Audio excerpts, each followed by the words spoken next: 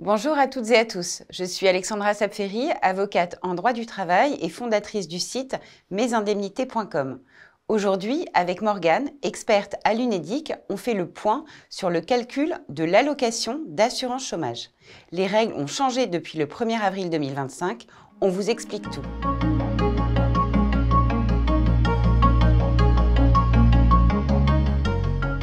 Bonjour Morgane. Bonjour Alexandra. Avant de rentrer dans les détails, peux-tu nous donner les grands principes de l'allocation d'assurance chômage ? L'allocation chômage est un système de solidarité interprofessionnelle, obligatoire et contributif, qui fonctionne sur un principe assurantiel. Tous les employeurs de droit privé doivent assurer leurs salariés contre le risque de chômage via le versement de contributions chaque mois. Elle permet aux demandeurs d'emploi de percevoir une allocation, appelée allocation d'aide au retour à l'emploi, qu'on appelle communément ARR. L'ARR, en fait, c'est un revenu de remplacement perçu après une perte d'emploi et pendant la recherche d'emploi. Petite info bonus, Mayotte bénéficie de son propre régime et d'une allocation d'assurance chômage distincte, mais on n'entrera pas dans les détails aujourd'hui. La première étape, c'est le calcul du SJR, le salaire journalier de référence. Tu nous expliques ?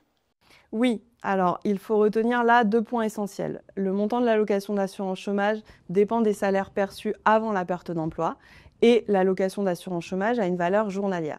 C'est pourquoi il va falloir commencer par déterminer un SJR. C'est un sigle un peu abrupt au premier abord, mais qui signifie simplement salaire journalier de référence. Et c'est tout simplement le salaire moyen perçu par jour avant la perte d'emploi. C'est une notion vraiment clé pour calculer l'allocation d'assurance chômage. Et concrètement, tu le calcules comment ce SJR ? Pour calculer le SJR, il faut, première étape, déterminer d'abord un salaire de référence. Il correspond au total des salaires bruts perçus par la personne, exclusion faite des indemnités de rupture du contrat de travail. C'est le cas par exemple de l'indemnité de licenciement, de l'indemnité de non-concurrence ou encore de l'indemnité transactionnelle. Ces salaires, ils sont recherchés sur une période de référence qui dépend de l'âge du demandeur d'emploi. Cette période est de 24 mois pour les moins de 55 ans et de 36 mois pour les 55 ans et plus. L'âge pivot à 55 ans, ça a changé ça, non ? Tout à fait. Depuis le 1er avril 2025, cet âge pivot est passé de 53 à 55 ans, tout simplement pour s'adapter à la réforme des retraites qui a décalé l'âge légal de départ à la retraite de 62 à 64 ans. Ok, très clair. Donc, pour calculer le salaire de référence, j'additionne l'ensemble des salaires que j'ai perçus au cours des 24 ou 36 derniers mois. Et maintenant, comment est-ce que je calcule le salaire journalier de référence ? C'est simple, ou presque. On divise le salaire de référence, on a vu la somme des salaires perçus, par le nombre de jours calendaires qui vont être compris entre le premier jour du premier contrat de travail qu'on a trouvé dans la période de référence de 24 ou de 36 mois et le dernier jour du dernier contrat de travail sur cette période. Ok, alors là tu parles de jours calendaires, ça veut dire que tu prends en compte tous les jours travaillés et aussi les jours non travaillés sur cette période. Exact. Mais si quelqu'un a eu des longues périodes de non-travail pendant la période de référence, ça va baisser son SJR, non ? Oui, mais il y a tout de même un correctif. Il y a un plafond sur le nombre de jours non travaillés qui va être pris en compte. Depuis le 1er avril 2025, ce plafond, il est de 70% des jours non travaillés quand il était de 75% auparavant. Concrètement, si une personne a eu trop de périodes d'inactivité, on ne retient pas tous les jours non travaillés, mais on va plafonner à 70% des jours travaillés. Ça permet finalement de minimiser l'effet à la baisse que les jours d'inactivité vont nécessairement avoir sur le SJR, parce qu'ils vont venir augmenter le diviseur de la formule de calcul du SJR qu'on a vu précédemment. Et quand il y a des périodes d'arrêt de travail, congé maternité, congé paternité, activité partielle, est-ce que ça change quelque chose ? Bonne question Alexandra. Ces périodes entraînent souvent une baisse ou même une absence de rémunération. Mais dans ce cas, pas d'inquiétude, puisque France Travail va remplacer le salaire réduit ou non perçu par le salaire journalier moyen du contrat de travail. Ça revient donc à reconstituer un salaire normal ou habituel afin d'éviter un impact négatif sur le salaire de référence et donc sur l'allocation in fine. Ok, ça commence à être beaucoup plus clair. Est-ce que tu peux nous faire un petit récap ? Pour que tout le monde suive, effectivement, on va reprendre par étapes. Il faut suivre 4 étapes dans l'ordre suivant. D'abord, déterminer la période de référence, 24 ou 36 mois selon l'âge pivot de 55 ans. Dans un deuxième temps, identifier les contrats de travail sur cette période. On trouve le premier le premier contrat de travail et le dernier contrat de travail sur cette période. Troisièmement, calculer le salaire de référence. On va venir additionner tous les salaires bruts perçus entre ces deux dates, exclusion faite des indemnités de rupture. Et enfin, quatrième étape, on va compter les jours calendaires. Déterminer d'abord le nombre total de jours travaillés, non travaillés entre ces deux dates. Ne pas inclure certaines périodes comme les congés maternité ou paternité. Et enfin, réintégrer les jours non travaillés s'ils dépassent un certain plafond. On rappelle que ce plafond est fixé à 70% des jours travaillés. À ce stade, on va avoir notre salaire de référence et on va être prêt à calculer notre salaire journalier de référence. Ok, alors moi c'est clair pour les 3 premières étapes. Et la 4e étape, je crois que j'aimerais bien un exemple, s'il te plaît. Oui, bien sûr. On va d'abord prendre le cas d'Elias. Il a 30 ans, il a travaillé en CDI sans aucune période d'inactivité sur les 24 derniers mois. Son salaire de référence, il est réparti donc sur 24 mois, c'est-à-dire 730 jours.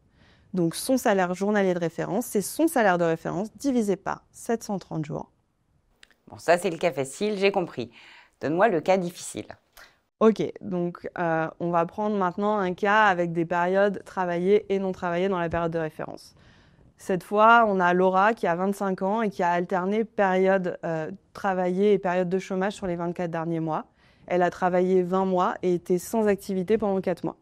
Ces périodes d'inactivité, elles sont inférieures à 70% des périodes travaillées, donc on va venir les intégrer dans le calcul de son SGR. Son SGR, ce sera son salaire de référence divisé, comme Elias, par 730, parce que tous les jours d'inactivité vont être pris en compte. Ok, donc si Laura touche 3 000 € par mois de salaire, elle a travaillé 20 mois. Donc j'ai un salaire de référence qui est à 60 000 € sur cette période de 24 mois. Ensuite, je vais le diviser par 730 jours parce que même si elle n'a pas travaillé tout le temps, c'est bien ces 730 jours qu'il faut que je prenne. Et donc, si je fais 60 000 € divisé par 730 jours, eh ben, ça me fait un salaire de journalier de référence à 82,19 €. C'est ça? Tout à fait. Super. Alors, maintenant qu'on a notre salaire journalier de référence, comment est-ce qu'on calcule l'allocation chômage?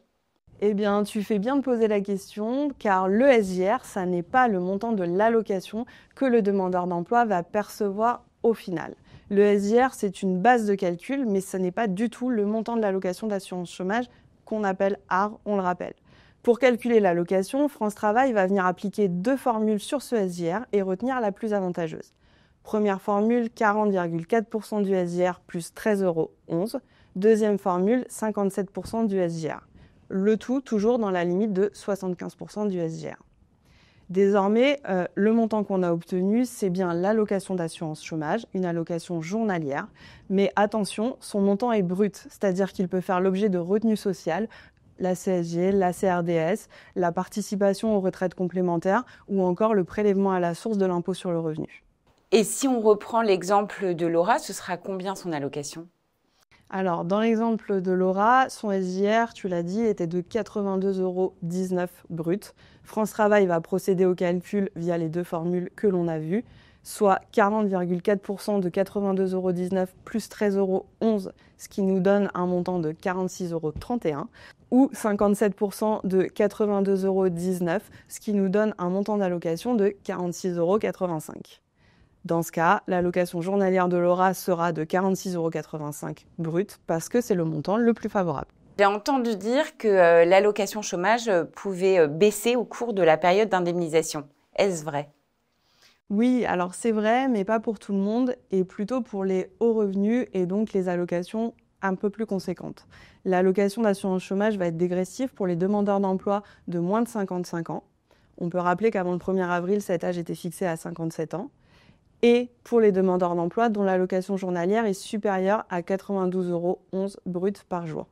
Dans ce cas, à compter du 7e mois d'indemnisation, leur allocation va pouvoir baisser jusqu'à 30% sans jamais descendre en dessous de 92,11 €. Merci Morgane pour toutes ces explications super claires. Merci à toi Alexandra. J'espère que vous êtes maintenant incollable sur le calcul de l'allocation chômage. Pour aller plus loin, vous pouvez consulter les questions-réponses de l'UNEDIC. On vous a mis les liens dans le descriptif de la vidéo. Et si vous avez des questions ou des points à éclaircir, dites-le nous en commentaire, on vous répondra. À très vite!